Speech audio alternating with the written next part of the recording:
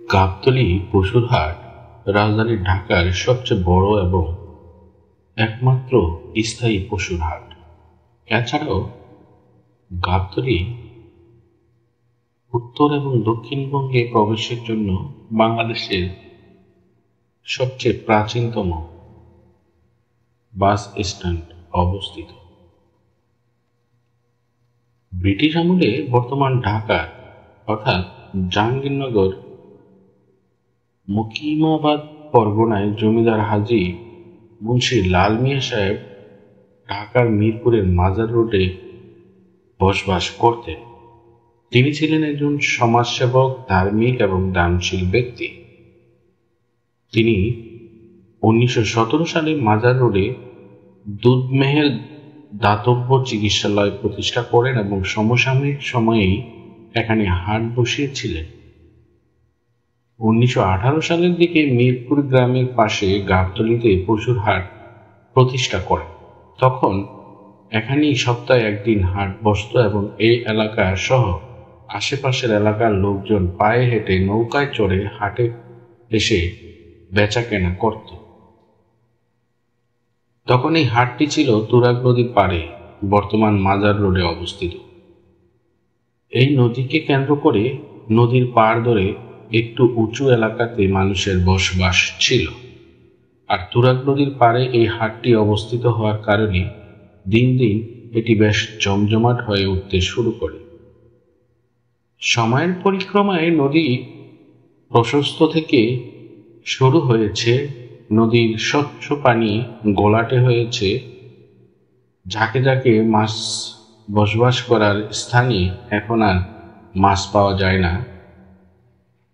আধুনিক যোগাযোগ ব্যবস্থার উন্নতি হয়েছে, 10 লেনের প্রশস্ত আমিনবাজার সেতু হয়েছে, সবই পরিবর্তন হয়েছে, কিন্তু প্রকৃতির ব্যাপক ক্ষতি হয়েছে।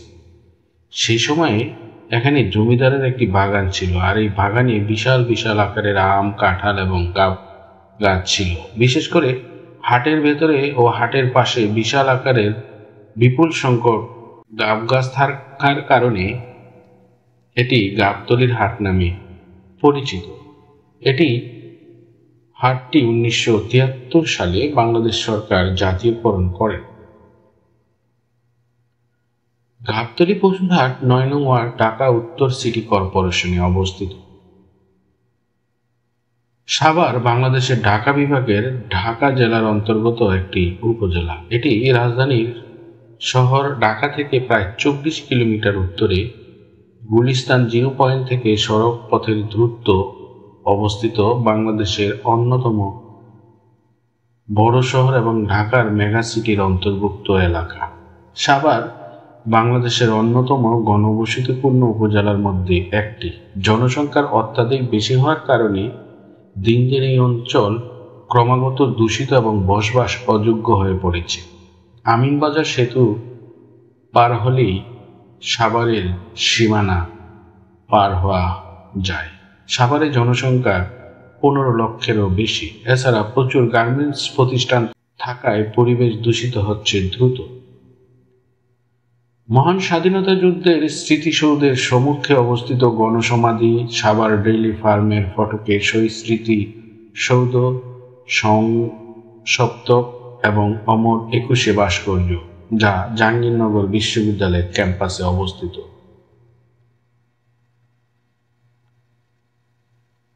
বাংলাদেশের টেক্সটাইল শিল্প, বাংলাদেশের ওষুধ শিল্প, বাংলাদেশের ইস্পাত শিল্প থেকে শুরু করে বাংলাদেশের ইলেকট্রিক শিল্প এবং সারা দেশে চামড়া শিল্প, দেশের গতিশীল বেসরকারি তৈরি পোশাক শিল্পের মাধ্যমে অনেক নতুন কর্মসংস্থানের সৃষ্টি হয়েছে, বেশিরভাগ মহিলাদের জন্য, যা 1990-এর দশকের বেশিরভাগ সময় ধরে দ্বি অঙ্কের হারে বৃদ্ধি পেয়েছে।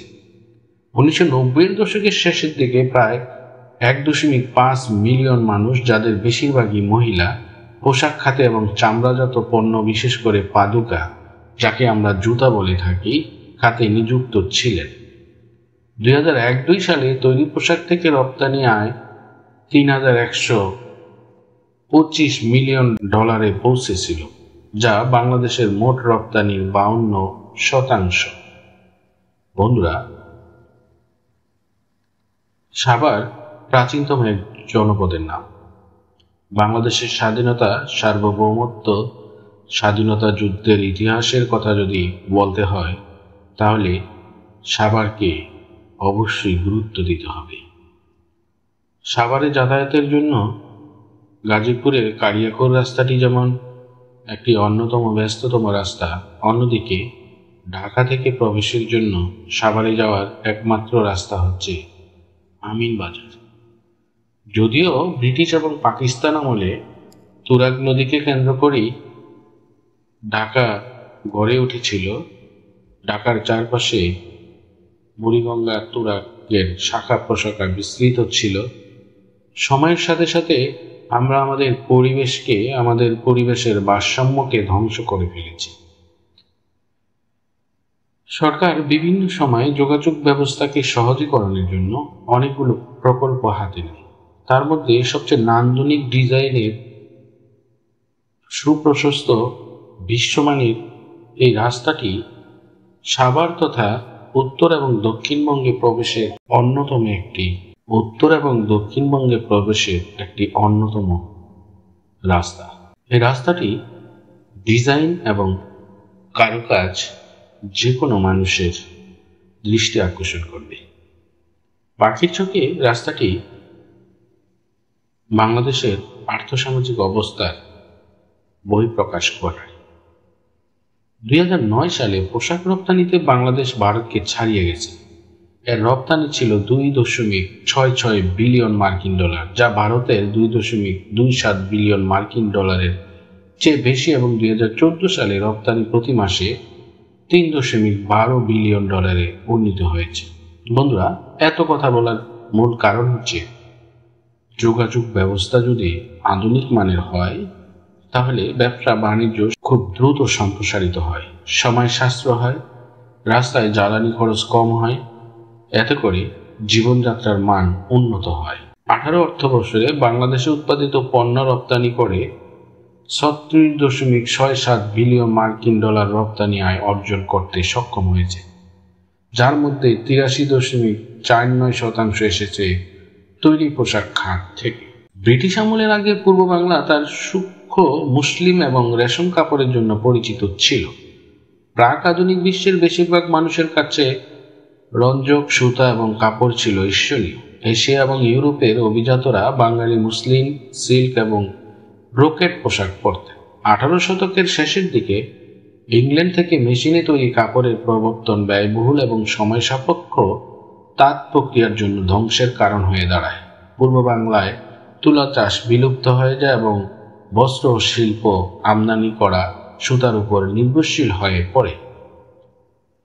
যারা বস্ত্রশিল্প তাদের জীবিকা নির্বাহ করত, তারা কৃষিকাজের উপর সম্পূর্ণরূপে নির্ভর করতে বাধ্য হয়। একসময় সমৃদ্ধ কুটির শিল্পের ক্ষুদ্রতম অবশেষই টিকে ছিল। অন্যান্য যেসব শিল্প অত্যন্ত শক্তিশালী প্রবৃদ্ধি দেখিয়েছে তার মধ্যে রয়েছে ঔষধ শিল্প, জাহাজ নির্মাণ শিল্প, তথ্য প্রযুক্তি, চামড়া শিল্প, ইস্পাত শিল্প এবং হালকা প্রকৌশল শিল্প। বাংলাদেশের যতগুলো শিল্পের আবির্ভাব হয়েছে এবং এখনো পর্যন্ত যে সমস্ত শিল্প টিকে আছে তার মূল চালিকা শক্তি হচ্ছে আমাদের যোগাযোগ ব্যবস্থা। যোগাযোগ ব্যবস্থাকে যত সহজ করা যায় তত ব্যবসাকে সম্প্রসারিত করা যায়, আর ব্যবসা সম্প্রসারিত হওয়া মানে রাষ্ট্রের অর্থনৈতিক প্রবৃদ্ধি বৃদ্ধি পাওয়া। বাংলাদেশের একটি শক্তিশালী ঔষধ শিল্প রয়েছে। 2024 সালের 27 এপ্রিল পর্যন্ত 48টি স্বল্পোন্নত দেশের মধ্যে বাংলাদেশই একমাত্র দেশ যা ঔষধ উৎপাদনের ক্ষেত্রে প্রায় স্বয়ংসম্পন্ন, কারণ স্থানীয় কোম্পানিগুলি 98% চাহিদা পূরণ করে। অন্যদিকে 213টি ঔষধ কোম্পানি বাংলাদেশে কাজ করছে এবং শিল্পটি গড়ে 12% বার্ষিক প্রবৃদ্ধি অর্জন করছে। 9টি ওষুধ প্রস্তুতকারক মার্কিন যুক্তরাষ্ট্র, ইউরোপীয় ইউনিয়ন এবং অস্ট্রেলিয়ার নিয়ন্ত্রকদের পাশাপাশি বিশ্ব স্বাস্থ্য সংস্থার কাছ থেকে অনুমোদন পেয়েছে। এই খাতটি প্রায় 150টি দেশে পণ্য সরবরাহ করছে। বন্ধুরা, গাবতলী এবং যোগাযোগ ব্যবস্থা দৃষ্টিনন্দন ইউরোপীয় স্টাইলে তৈরি এবং বাংলাদেশের ব্যবসা সবকিছু নিয়ে আজ এই পর্যন্তই। সবাই ভালো থাকবেন, সুস্থ থাকবেন। বাংলাদেশের প্রাচীনতম বাস স্ট্যান্ড কিংবা গরুর হাটের এবং ব্যবসার যে ইতিহাস এতক্ষণ আপনাদের সামনে বর্ণনা করলাম, আশা করি তথ্যগুলো আমাদের আগামী প্রজন্মের জন্য কাজে আসবে। সে পর্যন্ত সবাই ভালো থাকবেন, সুস্থ থাকবেন।